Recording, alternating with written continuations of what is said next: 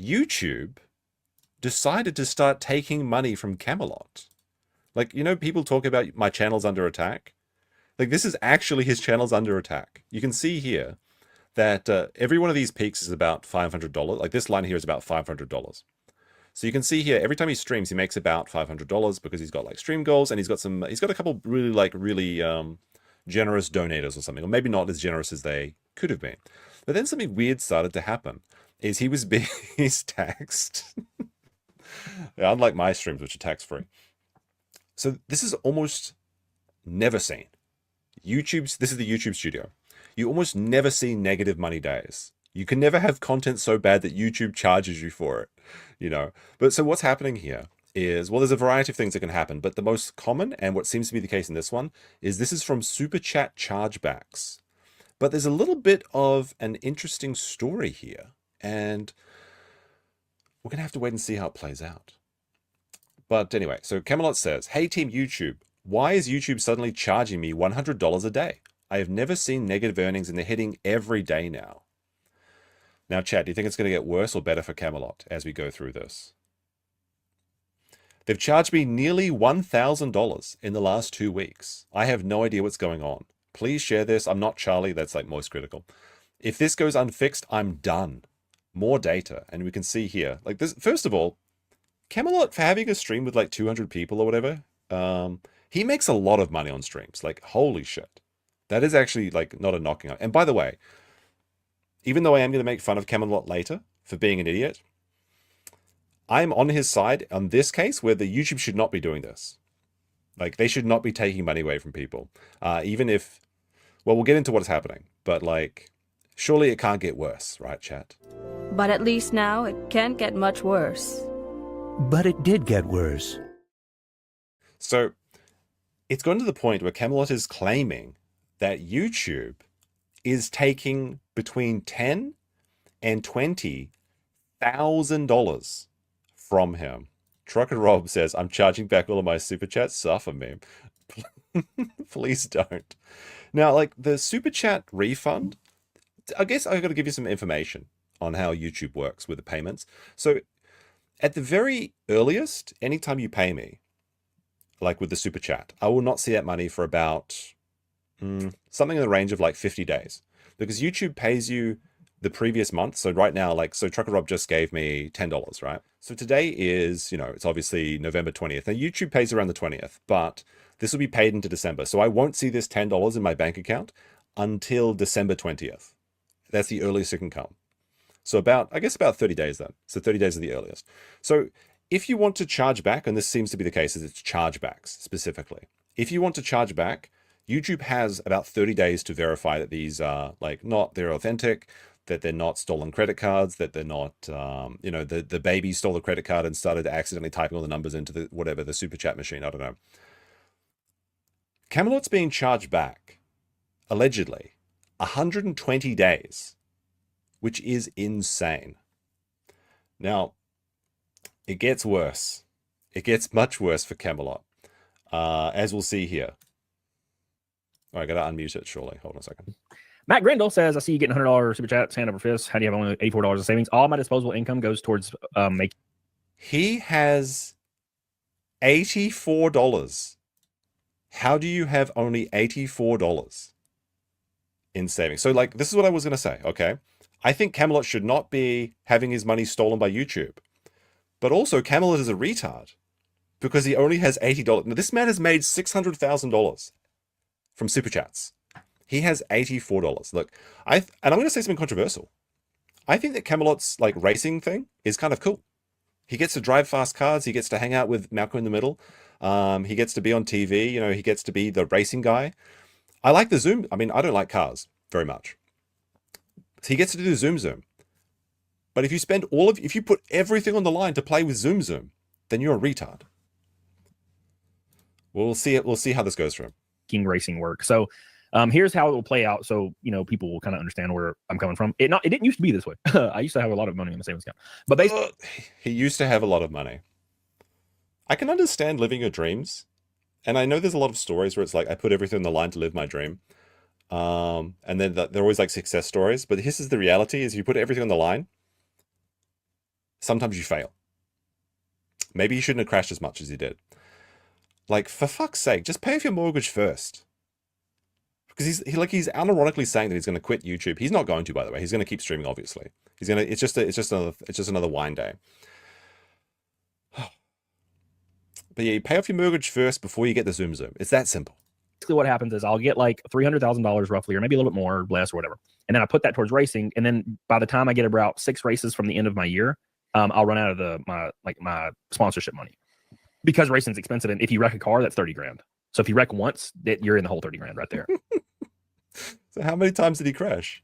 So I'll have to come out of pocket for like 6 races, which is like 90 grand. And but I'll get other sponsors to alleviate it. And this year I broke even. I literally broke almost exactly even. All right, that's breaking even's pretty good, honestly. Maybe if it's like your first year or something. So that's how it's been working. Yeah, it's a risk. It was a calculated risk. And I knew it going into it that I could lose everything. I think I said that on a stream before I even started. I was like, I might lose everything. We'll see. But it was like all for the dream, right? You know, there's some people that want to go to the moon, and if somebody's like, hey man, we're going to allow you to be an astronaut and go to the moon, you just have to empty your savings, give it to us, we'll send you there. That's they got a restaurant. I mean, there's a little bit of a difference though between going to the moon and driving around in a circle, and then hitting the wall.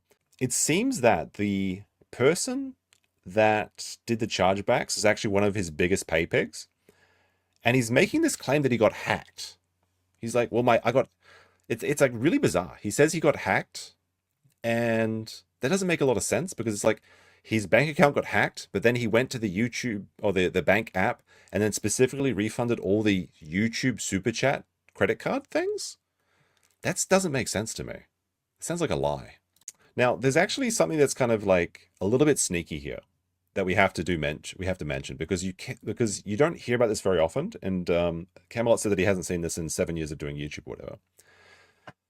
But the chargeback attack is actually a lot more devastating than it sounds, because it's like, well, you know, you send $100, the person charges back $100, you lose $100 in your account, right? No, it's actually worse than that, because apparently YouTube puts the chargeback fee onto the YouTuber, which I think is ridiculous. Like, I think they should have like insurance for this sort of something, right? It doesn't make a lot of sense. But like, hypothetically, if you sent a $1 super chat and you refunded it, and you shouldn't do this because this is credit card fraud. So this is absolutely illegal. Don't do this. But hypothetically, if you sent like a $1 super chat and charge it back, you can cause $10 to $25 of economic damage, which is actually just insane. So if you send like you could send like $100 of super chat, $1 super chats, try and charge back all of them. If every one of them came back fraudulently, and then the fraudulent chargeback went back to, no, Bob cheap with $1. You rat, you better not. Like, you could cause thousands of dollars of economic damage. And the reason I know this is because like I said, it's illegal. So the only place you see this sort of attack is in the VTubers, because the VTubers have the most deranged fans and the stalkers and things. So the people that are willing to put themselves in prison from credit card fraud, they're the ones that'll use like stolen credit cards or just their own credit cards, and they'll send a bunch of super chats and then charge them back purely to cause economic damage to their parasocial goddesses. And this is a danger of courting these people that have a lot of money to give you just for your attention on the internet. And this may be the case here. It is kind of crazy how much money he makes from the super chats, though. I really am impressed. Envious even. Now, when he streamed about this, he did make like $1,000. So he made what he was saying he was going to quit YouTube because there's like a red hole in his account. And he's like, I'm never going to make it back, man. Oh, I can't take it anymore, man. I mean, he really just needs to do like another 10 to 20 streams and he'll be back in the green. I'm looking at $10,000 in chargebacks that I found out about today. I messaged YouTube creator support. They said message creator support, who informed me I'll be paying all of it. And I was shit out of luck. Looks like it's going to be happening to tons of creators moving forward. I don't know, because again, this is illegal. Like, you shouldn't do this. And like I said, like, even though I am making fun of Camelot today, I don't think that he should have been the victim of this. I feel like this is bullshit. Like, I feel like he should have some sort of help here from somebody. Like, honestly, what does that even mean? Someone who super chatted you 10K over years and now taking it back. The person who was affected apparently got this is the Cope story. I don't know if we believe this, chat. We're gonna have to have a look. The person who was affected apparently got hacked, and the hacker went directly to the bank app and reportedly, specifically The YouTube charges must have clicked a link to target and go after me to bankrupt me. It's all very weird. What? This doesn't make fucking sense. So the hacker, first of all, the hacker stole or targeted Camelot's biggest payer. They scammed them so they could get their banking details. Then they went into the app of the bank, beating all of the security, and specifically charged back the YouTube super chats. I think my running headcanon for this story is that Camelot has a schizo fan that gives him hundreds of dollars a stream when he gets naked. And that guy, Camelot, said something to offend this guy, and he was heartbroken. And because he doesn't know where Camelot lives, so he can't skin him and dance around like, goodbye horses or anything, he decided that in a fit of rage, he would charge back everything. That's my headcanon for this story. So Camelot posted that he was getting charged back thousands of dollars, and Team YouTube liked the post. YouTube actually liked the post of me saying, YouTube told me I'm shit out of luck. That is so funny. It's like some intern or AI bot or some shit, and they're just like, he's like over there, like he's $10,000 in the hole. He's got $84 in his bank account. He can't do Zoom anymore. He can't drive around in the circle, and he's like thinking about selling his house. It's all fucking over. He's got to go work at GameStop again, and then like YouTube is just like lol even. 15 months of chargeback. No, please don't. Please don't. Oh, that's just sad. What was this one? Let's see. I agree you should be able to dispute it, especially when the user is self-reported admitted it. The story is a bit deep, and having watched the whole thing unfold, I watched it a long time ago. There is an unfortunate situation at many levels. For context, YouTube did not, nor has sent me a notification of chargebacks or nor a way to appeal. They have not tried to contact me in any way. They took another 150 today. Now, good thing is that Nick has some very rich friends, right? Like people that would spend $20,000 a day on cocaine. So surely my boy, Nick Ricada, can help him out. Well, no. Nick decided that he's going to put him in touch with Melton for super chats or super tips. So Felton, to save the day, he's going to try and stop using super chats. I'm not sure how that's going to work out for him.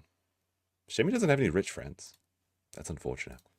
This is a post on the farms, I believe. Mysterious wrinkle in this developing's tale, as the pay pig is now claiming they did not charge back these tips. Oh no, in fact, they were maliciously hacked by someone who exclusively charged back all the YouTube donations to Camelot. I don't think so. I don't think so. Honestly, even though I think Camelot is as dumb as bricks for not saving his money and spending all of it on Zoom, I don't think he deserves this. I think that YouTube should step up and protect the creators from these sort of attacks, if that's what it is. I don't think he deserves to have his money taken away from him because of some psycho that decided to charge back like a bunch of, because they had buyer's remorse, which is what I assume is happening here. The hacking story sounds like bullshit to me, but since this guy gives him hundreds of dollars, he just basically has to take whatever this guy says as at face value, because he can't scare away the pay pigs, especially when you've only got $84 in your bank account. Imagine that. Like, I've heard that Americans live paycheck to paycheck, but I didn't really believe it. Like the average American apparently has less than $500 in their bank account, which again is very silly. Like you should always have at least, 6 months emergency funds. And yeah, maybe you're in a bad position, you can't afford it just yet, but you got to work towards that. Like 6 months emergency fund is what you need to get. And in YouTubers, it probably should be a year because it's such just an unreliable income. Popcorn Power says, this guy could do it again. He can't afford to accept money from him. Oh yes, I see. Cody needs to ban him or else get more chargebacks. Yeah, I think Asmongold said recently that if someone gives you more than $3,000 in like any one time, you should probably block them because they're just too dangerous to have around, because they will be like a psycho or something. Maybe that's the case. I don't know. But yeah, like trusting this guy again seems like a really bad idea, especially when the chargeback is actually more than the money you would have had, like we were talking about earlier. Because like if you give a $1 super chat and you charge it back, then there's the chargeback fee of $10, $15, $25, something like that. You can cause some crazy economic damage against people, which is why you only usually see it in the VTuber space. Is the living paycheck to paycheck thing not wildly exaggerated? Well, like literally this was Cody was saying, is that he was living paycheck to paycheck from YouTube, which is crazy to me. Especially when like you see how much money he gets as well, because it's like I said, it's like $500 a stream minimum. He makes some serious cash, like despite like having a very small audience. Like usually, I think last time I saw his chat, it was like 200 people. So he had 3 times, or I have 3 times that right now, 600 people watching. But he'll routinely make like $500 a stream. and this stream probably won't even make $100. So it's like crazy how much support he gets. But I guess this is the deal that you have to make with these people, is that you have to accept the psychos into your midst to get all the real money, which is a dangerous proposition. Who knows?